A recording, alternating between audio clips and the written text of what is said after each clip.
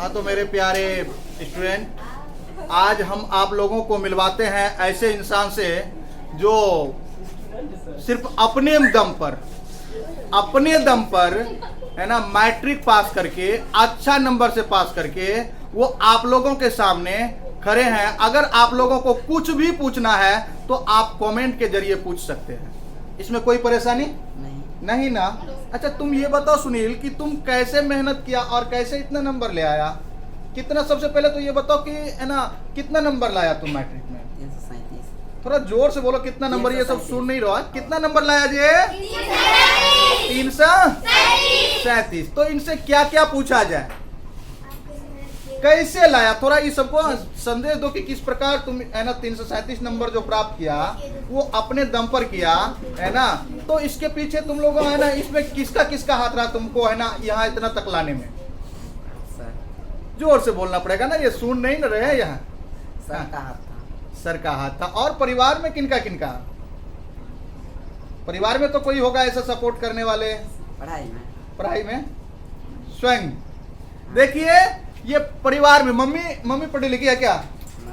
नहीं, मम्मी भी पढ़ी लिखी नहीं है। पापा पढ़े लिखे नहीं है। तो देखिए पापा मम्मी पढ़े लिखे नहीं है और अपने दम पर, अब सोचिए है ना कि अपने दम पर कि कोई पहना ऐसा नहीं कि इनको सपोर्ट किए हैं और अपने दम पर इतना कुछ कर पाए। तो जरा सोचिए कि एक अकेला इंसान यहां तक पहुंचने में 337 नंबर यानी फर्स्ट डिवीजन में नंबर अच्छा हो जाता है। अब बताइए सरकार भी इसे 10,000 रुपए देने के लिए क्या इंतजार कर रही है।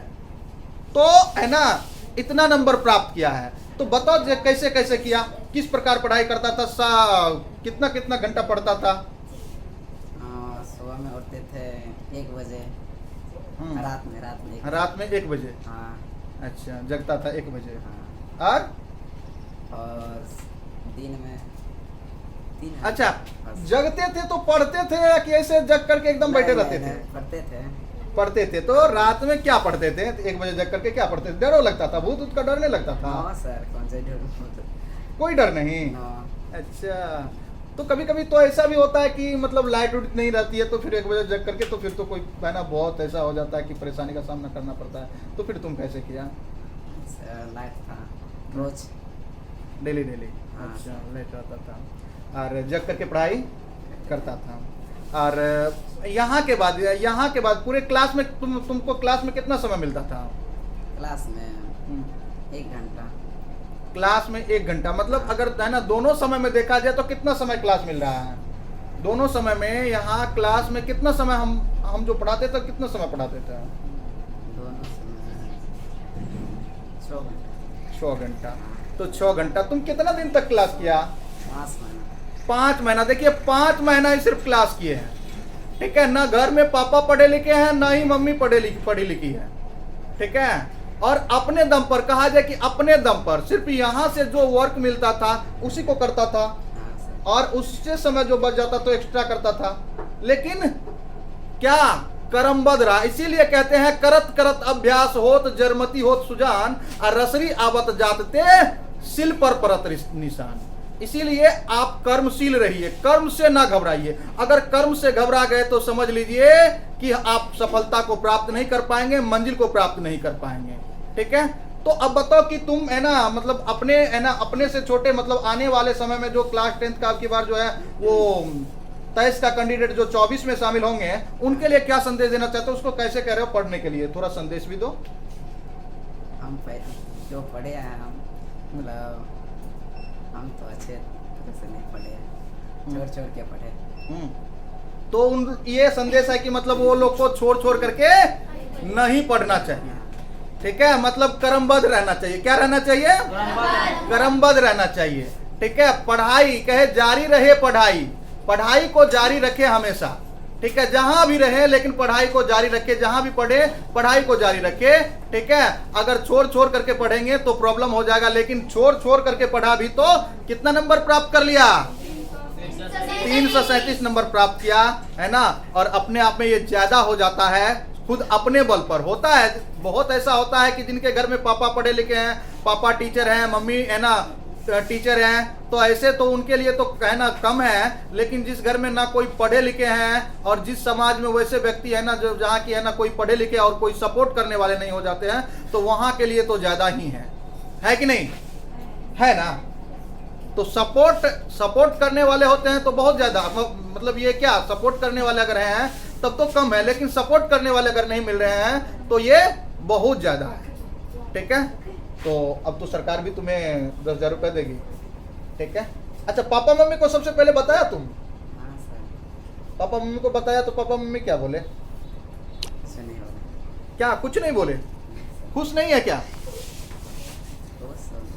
खुश होंगे। हाँ सर। अच्छा चलो, तो फिर और तुम लोगों को भी कुछ पूछना है क्या? तो हम ये बताना चाहेंगे इस वीडियो के माध्यम से कि आप लोग जहां भी पढ़ रहे हैं, जैसे भी पढ़ रहे हैं, क्रमबद्ध पढ़ते रहिए। होता क्या, बीच बीच में घबराहट आ जाता कि हम तो बहुत वीक पढ़ते, कमजोर। अरे कोई बात नहीं है, कछुआ और खरगोश में आप लोगों को पता है ना कि जीत किसकी हुई थी? कछुआ की। तो कछुआ की जीत हुई थी। हम कहते हैं धीरे से चलिए, कम ही पढ़िए, लेकिन पढ़िए सब दिन। शिक्षक पढ़ाते हैं, सभी शिक्षक अच्छे से पढ़ाते हैं, लेकिन मतलब क्या है, पढ़ करके उसको रख ले, पढ़ करके रखने का काम कीजिए। पढ़े भूले ऐसा ना कीजिए। हम सभी स्टूडेंट से यही कहना चाहेंगे। और कहते हैं कभी कभी ये होता है कि हम तो पढ़ते हैं, थोड़ा बहुत भूल जाते हैं, जब रिवाइज नहीं करते तो भूल जाते हैं। उनको रिवाइज कीजिए, और नहीं अगर किसी काम में थोड़ा सा असफल हो जाते हैं, जैसे कि टेस्ट एग्जाम होता है, क्लास में टेस्ट एग्जाम होता है, उसमें असफल हो गए हैं, तो अपने आप को मतलब घबराने मत दीजिए। क्योंकि हम ये कहेंगे कि घबरा जाने से बात नहीं बनेगी। क्यों बात नहीं बनेगी? आप लोगों को मालूम होगा असफलता एक चुनौती है, उसे हम स्वीकार करें। असफलता एक चुनौती है, उसे हम में क्या कमी रह गई है सोचो और विचार करें। हम में क्या कमी रह गई है सोचे और विचार करें। मैदान छोड़कर भाग न जाए, कुछ किए बिना जय जयकार नहीं होती, तो कोशिश करने वालों की कभी हार नहीं होती। ठीक है, इसीलिए आप कोशिश करते रहिए। ठीक है, और पढ़ाई करते रहिए, और पढ़ाई से कभी भागिए मत, क्योंकि धीरे धीरे चलने वाले ही हमेशा जीत प्राप्त करते हैं। ये नहीं कि बहुत तेज जा रहे हैं और खरगोश की तरह जाकर के सो गए, ऐसा ना कीजिए। चलते रहिए, पढ़ते रहिए और आगे बढ़ते रहिए। बस इस वीडियो के माध्यम से हम यही कहना चाहेंगे। आज के लिए बाय।